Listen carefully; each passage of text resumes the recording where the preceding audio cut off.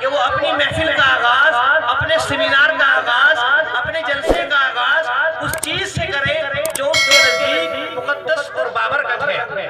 ہم سب کے نزدیک مقدس اور بابرکت قرآن کریم ہے، جس نے 23 برس کی قلیل مدت میں وہ انقلاب برپا کر دیا کہ جس سے بڑے سے بڑے فصحا، بلغا اور ادبا حیران و شزدر رہ گئے۔ تو لیجئے تلاوت کلام الہی سے اس محفل کا آغاز کرنے کے لیے دعوت ہے آج کے ہمارے بہت ہی خاص مہمان، جنہیں فن تجوید پر کافی عبور حاصل ہے اور جنہیں الحمدللہ بہت سارے مسابقوں میں شرکت کا فخر حاصل ہے اور انہوں نے الحمدللہ کامیابی بھی حاصل کی ہے، جن پر ہم سبھی کو فخر اور ناز ہے اور فن تجوید کو، اصول و ضوابط کو بہت ہی اچھے طریقے سے جانتے ہیں، تجوید و قرات پر گہری نظر رکھتے ہیں، جو برسہا برس سے کئی سالوں سے فن تجوید و قرات کی خدمت پر مامور ہیں، جن سے میری مراد ہمارے بہت ہی خاص مہمان رفیق محترم جناب قاری محمد ناصر صاحب ہیں۔ میری ان سے درخواست ہے کہ حضرت تشریف لائیں اور تلاوت کلام الہی سے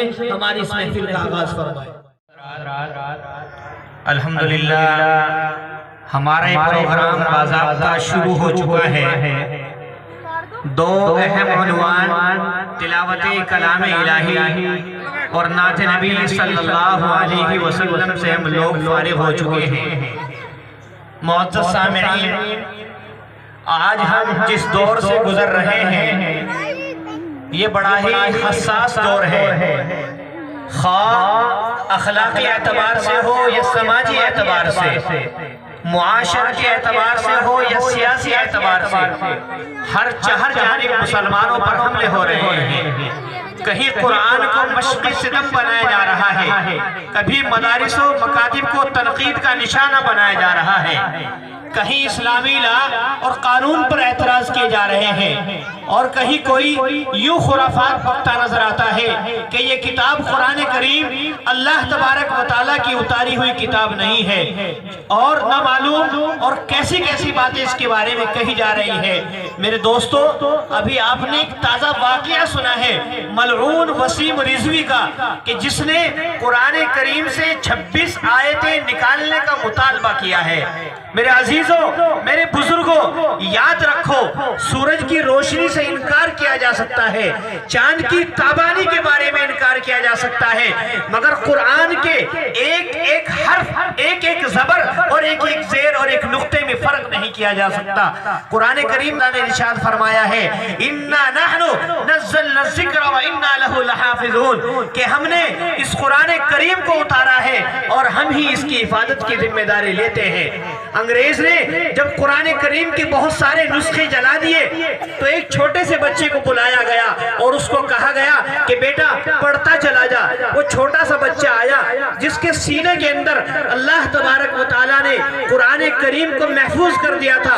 وہ بچہ حرف بحرف بالکل لائن بہ لائن قرآن کریم کو ٹھیک ٹھاک پڑھتا رہا۔ لوگ یہ دیکھ کر حیران رہ گئے کہ سکتے میں رہ گئے کہ واقعی اس قرآن کی حفاظت کی ذمہ داری اللہ تبارک و تعالیٰ نے لی ہے، اور یہی وجہ ہے کہ آج ہمارے چھوٹے چھوٹے بچوں کے سینے کے اندر اللہ تبارک و تعالیٰ نے اس قرآن کریم کو محفوظ کر رکھا ہے۔ سامعین اعظام، جب لوگوں کا اس سے بھی ابھی دل نہیں بھرا تو آپ حضرات نے سنا ہے کہ ابھی کچھ دنوں پہلے فرقان الحق کے نام سے ایک نئی اور بکواس کتاب پیش کر کے اس کے اصلی قرآن الہی ہونے کا دعویٰ بھی کیا ہے۔ جب اس سے بھی ان کا دل نہیں بھرا تو شقاوت و بدبختی میں ایک قدم اور آگے بڑھا کر اس منارہ نور کے نسخے کو بیت الخلاء کے اندر بہا دیا، جس سے کل بھی پوری دنیا کو روشنی مل رہی تھی، آج بھی مل رہی ہے اور انشاءاللہ ملتی رہے گی۔ محترم حضرات، دوسرا جو عنصر ہے وہ نبی کریم صلی اللہ علیہ وسلم کی ذات گرامی ہے۔ دشمنان اسلام حتی الامکان یہ کوشش کرتے ہیں کہ کسی نہ کسی طریقے سے مسلمانوں کا تعلق اللہ کے رسول صلی اللہ علیہ وسلم سے ختم کر دیا جائے۔ ارے لوگوں، وہ نبی جس کے معصوم پیغام کو سمجھا جاتا، جس کی بے چینی اور تڑپ کو محسوس کیا جاتا، ہونا تو یہ چاہیے کہ اسے سینے سے لگاتے، اس کے مقدس پیغام کو سمجھتے، لیکن ابھی کچھ دنوں پہلے نبی کریم صلی اللہ علیہ وسلم کا ایک توہین آمیز کارٹون شائع کر کے ہماری شان رسالت کو مجروح کیا جا رہا ہے۔ تو مسلمانوں، آپ ذرا عقل سلیم سے ہی استعمال کرو، تحقیقی نظر سے جائزہ لو کہ آج مسلمان ہر جگہ ذلت و رسوائی کی کیوں زندگی بسر کر رہے ہیں۔ کیا مسلمان مالیت کے اعتبار سے کمزور ہیں؟ کیا مسلمان جائیداد کے اعتبار سے کمزور ہیں؟ کیا مسلمان تعداد کے اعتبار سے کمزور ہیں؟ اگر تعداد کے اعتبار سے دیکھا جائے تو 1 ارب 22 کروڑ سے کہیں زیادہ مسلمانوں کی تعداد ہے۔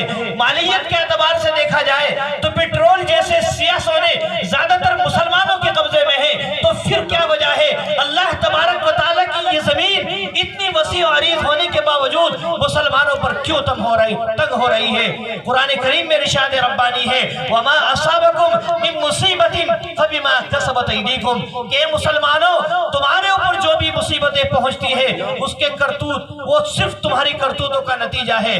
جو بھی تمہیں نقصان پہنچ رہا ہے اس کی ذمہ دار کوئی اور نہیں ہے، تم خود مسلمان ہو۔ آج مسلمان جو ترقی کی راہ کے اندر اسلام کی ترقی کے راہ میں پیچھے ہیں اس کے ذمہ دار ہم خود ہیں۔ میرے بھائیوں، کل مسلمان وہ تھے کہ جو صرف 313 تھے مگر انہوں نے 1000 تجربے کار کافروں کو سگشت فاس دی تھی، اور آج ہمارا ایمان ہی مضبوط نہیں ہے۔ تو آج ضرورت ہے ہمیں ایمان کو مضبوط بنانے کی، اپنی مسجدوں کو آباد کرنے کی۔ لاک ڈاؤن کا زمانہ چل رہا تھا، ہر آدمی یہ سوچ رہا تھا کہ میں کسی نہ کسی طریقے سے مسجد کی دیوار پھلانگ کر کے، مسجد کی چھت کو پھاڑ کر کے مسجد کے اندر چلا جاؤں اور نماز پڑھ لوں۔ آج اللہ تبارک و تعالیٰ کا احسان، اللہ نے 4 5 6 مہینوں کے بعد ہماری مسجدوں کو آباد کیا، مسجدوں میں نماز شروع ہونے لگی۔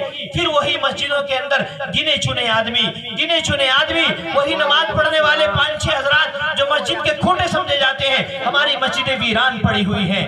تو میرے بھائیوں، اس کا ذمہ دار کون ہے؟ اللہ تبارک و تعالیٰ ہے۔ کیا ہم اس چیز کا مطالبہ کر رہے ہیں کہ اللہ یہ زمین پھٹ جائے اور تو ہم اپنے اندر سنبھالے اس زمین کو؟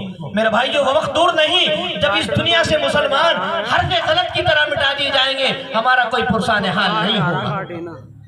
تو دوستو، آج وقت ضرورت ہے اس بات کی کہ ہم اپنے اعمال کو صحیح کریں۔ سامعین، الحمدللہ اب میں یہ چاہتا ہوں کہ اپنے پروگرام کو آگے بڑھاؤں اور علماء کرام کو آپ کے روبرو کراؤں۔ تو لیجئے، سب سے پہلے دعوت ہے، جیسا کہ میں نے پہلے بھی بتلایا، ہمارے اس علاقے کی گاگا لیڈی کی آن بان اور شان، اور الحمدللہ مدرسہ قاسم العلوم گاگا لیڈی کے بہت ہی کامیاب مدرس